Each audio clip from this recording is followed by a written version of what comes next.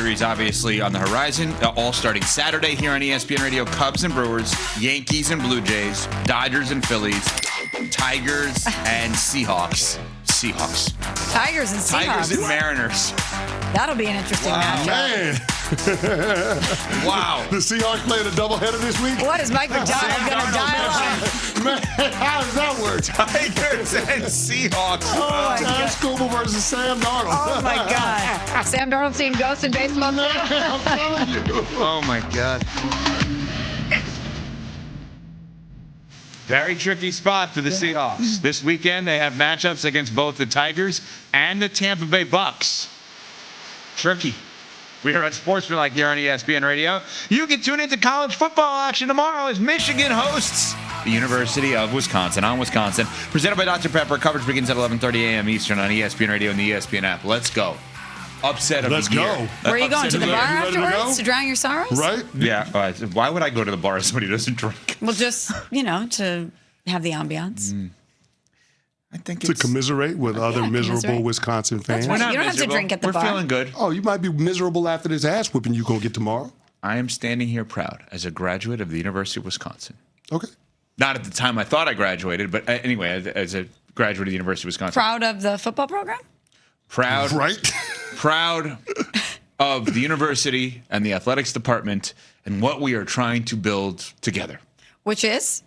A winning culture, like we saw under Coach Alvarez. Oh, so for football. Because I know you guys crush in women's sports. We are amazing at women's yes, sports. but you're talking about you're building a culture for football specifically. Yes, and okay. it's day by day, just trying to get better. So in what all is this, three the phases. first layer of the foundation? Maybe We're pouring the cement or what?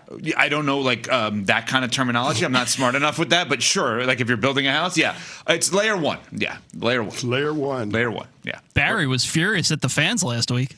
Yeah, Barry was not happy a couple weeks ago with that. But if anyone has a right to not be happy, it is Coach Alvarez, who on ESPN Madison made that clear because he built the program and the fans are not thrilled with the program, but they're not thrilled with him. They're not thrilled with what's going on currently. So getting better tomorrow, starting right here on ESPN Radio. You put the game on ESPN Radio. Wisconsin, ESPN Radio. It's had a lot of successes in the past. Look at Smalls with all of her state of Wisconsin stuff with the Packers. Boom, there you go. I love the state of Wisconsin. So there you go. Tomorrow it starts, presented by Dr. Pepper, 11:30 a.m. Eastern, Michigan and Wisconsin. It all gets going for the Badgers tomorrow because of the association with ESPN Radio. Bucs are playing the Seahawks. The Seahawks are playing a football game and not a baseball game. And you've got the two quarterbacks going head-to-head here in Sam Darnold and Baker Mayfield. And you're looking at two guys who actually are going to try to put themselves in the MVP conversation. Feels more likely, obviously, with Baker than it does Darnold. But as we look at these two guys, let's just take a step back. Why didn't they have success elsewhere, and why are they having success now? And I know, obviously, Darnold had success in Minnesota, but on the whole, why did they not have success elsewhere? Because I think those organizations had expectations without a plan on how to develop them.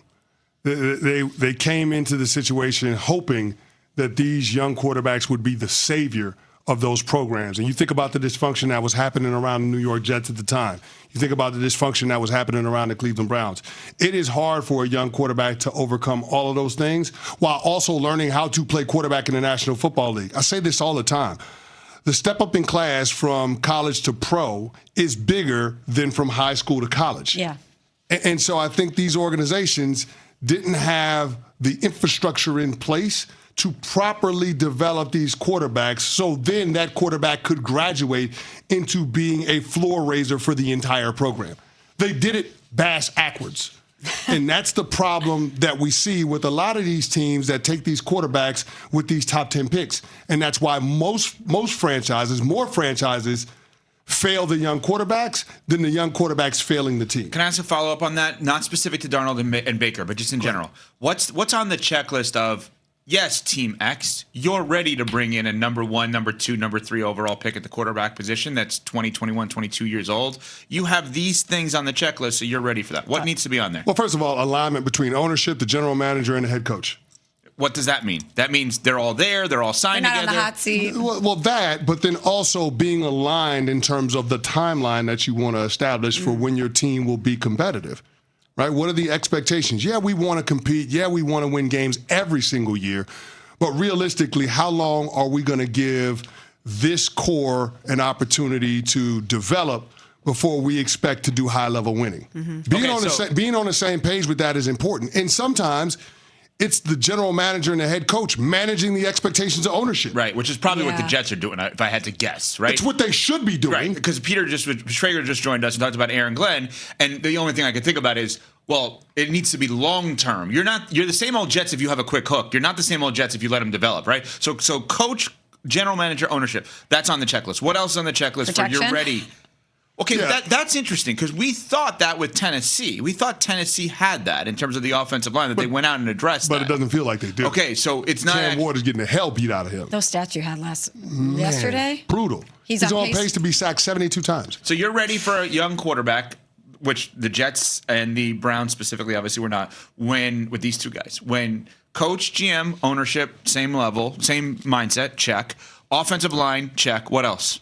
Is there anything else that has to be on that checklist? I think you have to have a really good defense. So the offense is your second or third best unit on your team, right? Well, I don't know if I would characterize it like that because I want to have a good offensive line. I also want to have a good defense because that's a young quarterback's best friend, right? We talk about the GM and the head coach managing the expectations of the ownership. Well, I think your defense helps manage the expectations for your quarterback. If you have a defense that can create field positions, steal extra possessions by takeaways, then all of a sudden your quarterback is operating with short fields and he has a chance to play downhill. Rather than having to drive the length of the field, having to put together 8, 10, 12-play drives in order to score points, that can get frustrating for a young player because that's going to challenge his patience. So when you have a defense that makes it a lot easier for him, a defense that allows your quarterback to have the mindset of punting the football being a good thing, then all of a sudden you're going to be able to have success. So as we circle back then to this weekend with these two guys. Well, think about it. They're in good situations. Well, exactly. These two guys finally got to a situation where the organization was, in a sense, quarterback proof. We're not asking you to come in and be the savior. Yeah. Just don't screw it up. Mm-hmm. And now we're seeing Baker Mayfield thrive with the Tampa Bay Buccaneers. Sam Darnold, same thing. Step into the Minnesota Vikings. You weren't supposed to be the guy. It was going to be J.J. McCarthy. We just want you to not screw it up. Which he didn't. And he didn't until the end, yeah. But, I mean, here's the thing. They won 14 games. Yeah, on the whole, he didn't. Yeah, so they got to the playoffs. And it's a similar situation for him in Seattle now. But you're also seeing Sam Darnold's natural ability come out under those circumstances. Mm-hmm. Sam Darnold leads the league in passes of 10 yards or more. Passes of 10 air yards or more, Sam Darnold got the most of them. That's awesome. It was never a question about Sam Darnold's physical talent. It was always a matter of, is he going to be in the right situation where a team can take advantage of what he's bringing to the table? And he's finally in that spot. Yeah. So these guys were drafted in what, 2018? Yep, same class. 2018. Have the Cleveland Browns found their quarterback of the future definitively? No. Have the New York Jets found their quarterback of the future definitively? No. So it's not Baker and Sam, it's the organizations. And I just wonder what they've both been able to have success elsewhere. And I know that they've had stops in between. But when Sam Darnold goes to the Vikings and wins 14 games and he goes to the Seahawks and he's put them in a position to be competitive, Baker Mayfield, after bopping around, lands with Tampa Bay, and they are the kings of the division. And we talk all the time about how he's that guy and how underrated he is. The organizations are still a mess at the quarterback position while these guys have found success elsewhere. It's more where they were than their talents. 1,000%.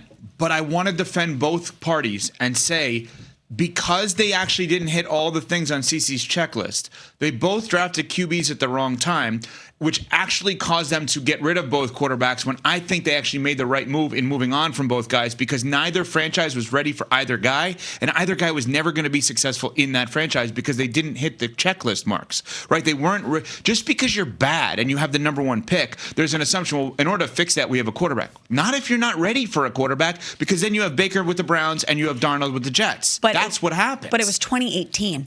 We're sitting here in 2025, and they still have not gotten it right, both those organizations. That's right, because they probably don't, mainly because the first part of the checklist, the coach, GM, ownership has never been aligned, so they keep throwing all these different things at these problems, and they haven't checked off the first part of the checklist while trying to bring in a quarterback. Coming up, Pat Costello, I'm over it. Next.